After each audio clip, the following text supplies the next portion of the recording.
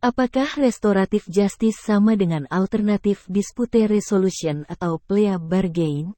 Apakah restoratif justice, RJ, alternative dispute resolution, ADR, dan plea bargain, PB, sebenarnya sama atau berbeda? Secara konseptual, RJ, ADR, dan PB dapat diibaratkan sebagai kopi, teh, dan air soda, yang semuanya merupakan alternatif penyelesaian masalah HOS selain air putih. Perbedaan mendasar dari ketiga hal tersebut terletak pada subjek yang terlibat dan tujuan atau fokusnya. Restoratif justice, RJ, adalah mekanisme penyelesaian perkara pidana yang berfokus pada pemulihan korban.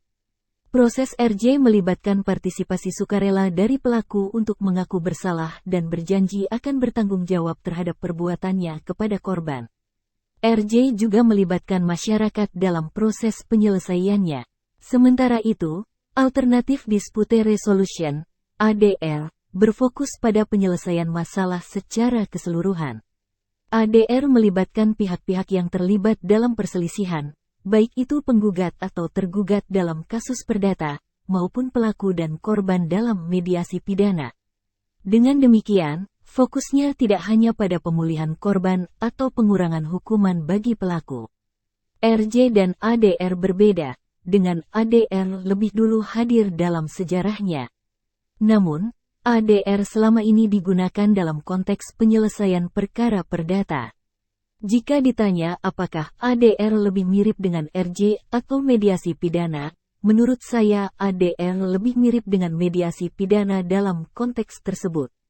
ADR merupakan alternatif penyelesaian masalah yang melibatkan kedua belah pihak untuk mencari solusi, di mana hasilnya bukan sekadar menang atau kalah, tetapi bisa berupa kemenangan bagi kedua belah pihak atau kerugian bagi keduanya.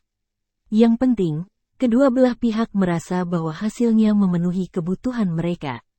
Sementara itu, plea bargain, PB, lebih berfokus pada pengakuan bersalah dari tersangka atau terdakwa. Dalam PB, tersangka atau terdakwa secara sukarela mengakui kesalahannya, yang kemudian dihargai atau diberi imbalan oleh jaksa penuntut umum, JPU, dalam berbagai bentuk, seperti pengurangan ancaman hukuman atau pengalihan dakwaan. Tujuan dari PB adalah untuk mengurangi penumpukan perkara dan mempercepat penyelesaian kasus. Apakah ada persamaan di antara ketiganya? Menurut saya, ada. Ketiganya sama-sama bertujuan menyelesaikan masalah dengan menggunakan mekanisme diskusi antara para pihak untuk mencari solusi dalam kasus hukum yang terjadi.